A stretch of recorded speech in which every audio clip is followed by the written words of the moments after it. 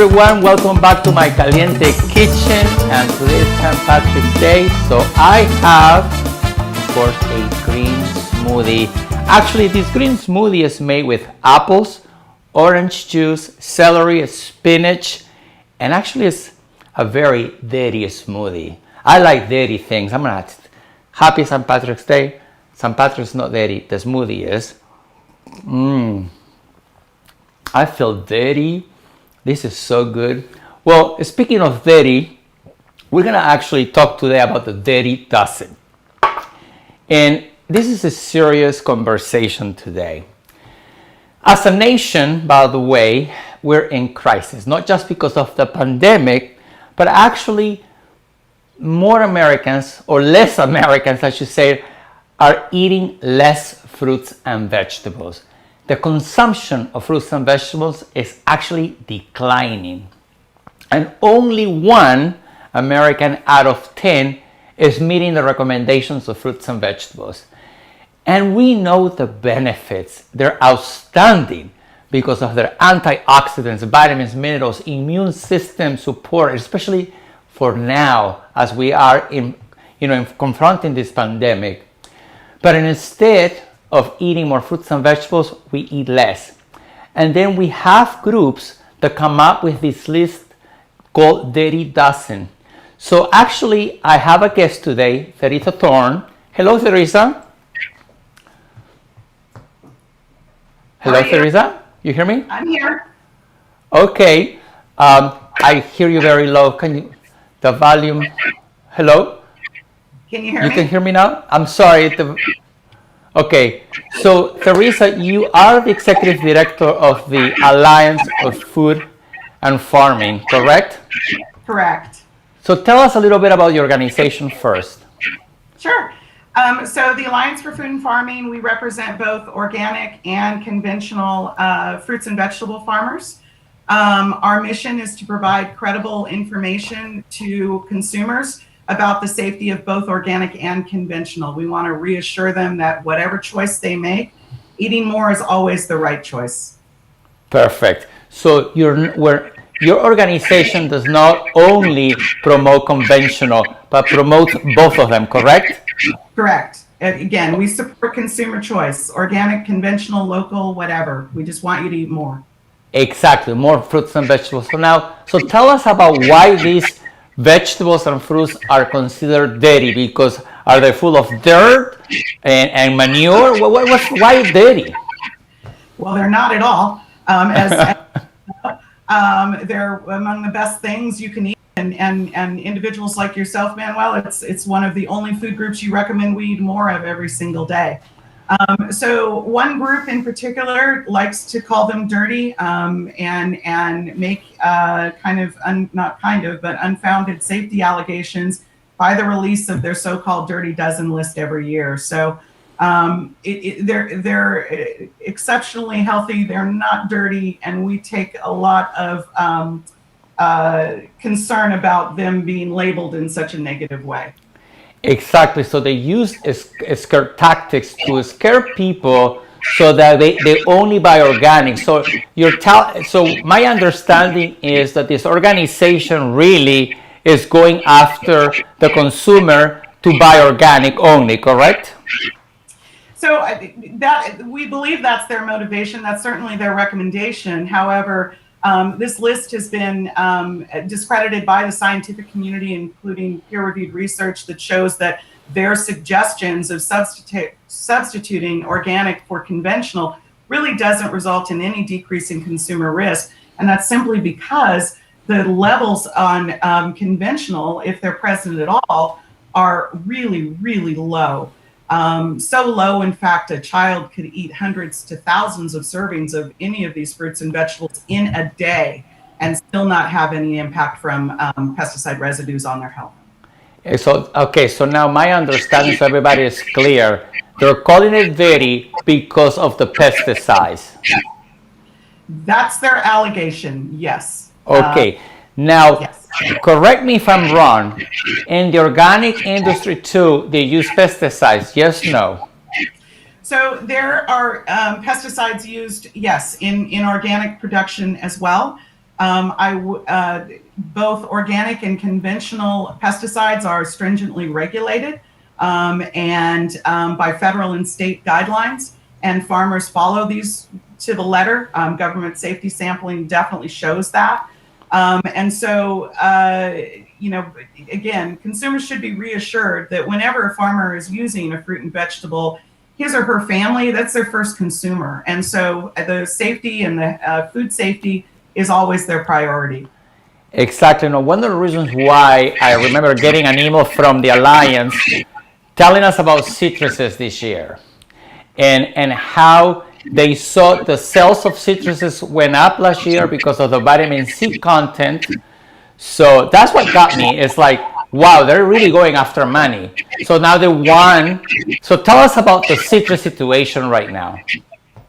So ironically, the Environmental Working Group did their own sampling on citrus this year, and their own sampling underscored how very safe these fruits are. In fact, the levels they found would qualify them and be allowable under organic standards. So again, exceptionally safe. Manuel, as you know, I'm a citrus farmer's daughter, and I'm a very proud citrus farmer's daughter. And I took a lot of exception to this growing up on a citrus farm. But more importantly, we just lost a ton of citrus. The Texas farmers, tremendous losses, farm workers out of work, et cetera. So I took a lot of exception to them talking about this fruit in a negative way, especially under the circumstances when there are just so many farmers and farm workers have suffered really tremendous losses. That's just kind of sick. And regardless, organic or not, people should be eating more fruits and vegetables. The benefits will be outstanding. If they were not to eat any, that would even be worse. So people get very scared. I mean, I hear sometimes my clients worry that they'd rather not eat any because they're not buying organic. So tell us about that. So there is peer review research that supports exactly what you're saying. That basically when low-income consumers in particular were exposed to the Dirty Dozen list messaging, they indicated they're less likely to purchase any fruits or vegetables, organic or conventional. So that's the ironic thing about this list. It negatively impacts conventional purchasing patterns and organic as well. So like I said, it's rather ironic, but it's a negative thing across the board.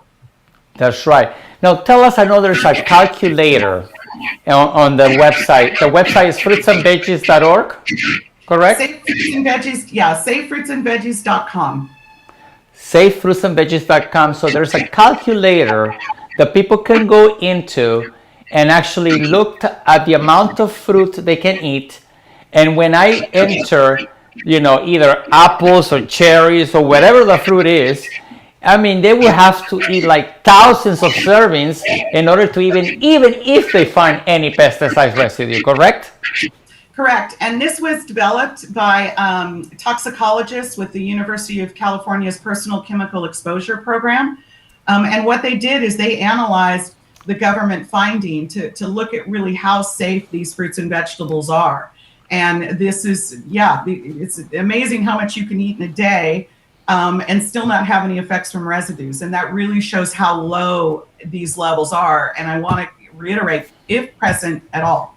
If present at all, exactly. Now, how about breastfeeding moms or children or pregnant women? Should they be worried about these Dirty Dozen fruits and vegetables as well? No. Same thing. We actually we always reach out, as you know, Manuel, to scientists and experts. I'm not a scientist, right? And so whenever there's a study or new information comes available, we reach out to the smart people in the room, right? The scientists. And, we really rely heavily on Dr. Carl Keene. He's a nutrition professor at University of California, Davis. His expertise is in maternal health. And he's done numerous studies, and he's very, very clear. And there's videos with Dr. Keene on our website that absolutely pregnant women should be consuming, breastfeeding women should be consuming more fruits and vegetables, and yes, children. Exactly. standards take into account what they phrase as the sensitive subpopulations, and those are the groups you just named, and ensure that safety tolerances take them into account. So they're very, very conservative in their safety tolerances and allow and make sure that they're safe exactly for pregnant women, breastfeeding women, and children as well. So pretty much the dirty dozen should go in the garbage, and we should all be eating fruits and vegetables regardless of if it's conventional or organic, because the benefits are outstanding. We do need to eat more fruits and vegetables, period. And in any shape or form, frozen, dry, canned, you name it, fresh, right? Dry. Absolutely. And we throw in there, same thing, shop where you feel most comfortable, whether it's a farmer's market, you're growing your own, grocery store, wherever. But be reassured that the right choice is to always eat more, and health experts universally agree. Again, this is the food group we want you all to eat more of every single day. More plants every day for sure. Well, I want to see if people have asked any questions, because I know some of my followers were already asking me questions before. So let me see if we have some questions in here. So right now, no yet. All right. Well, we can answer them later if we see them as they come. All right. Anything else you would like to add, Teresa? Just that, I live and work in a farming community. I see farmers and farm workers in the field every day, providing a continuous supply of fruits and vegetables. I know what they do, I know how they work, and I know how hard they work to get these fruits and vegetables to your table. So again, just be reassured in their safety. It's always the highest priority for organic and conventional farmers to get really safe food to your table. And a lot, and and eat more, and whatever's affordable and accessible for you. Thank you so much for being here today, and I hope you have learned something today. Remember, eat more plants, more fruits and vegetables, regardless if they're organic or not. The benefits are gonna be there for you. They're safe to eat. Don't listen to the dirty dozen. That's the conclusion. Eat all fruits and vegetables. Well, as you know, I am across social media. If you want to learn more about myself, you can visit manuelvillacorta.com. Teresa, thank you so much for being here today. Until next time, my friend. Bye-bye now.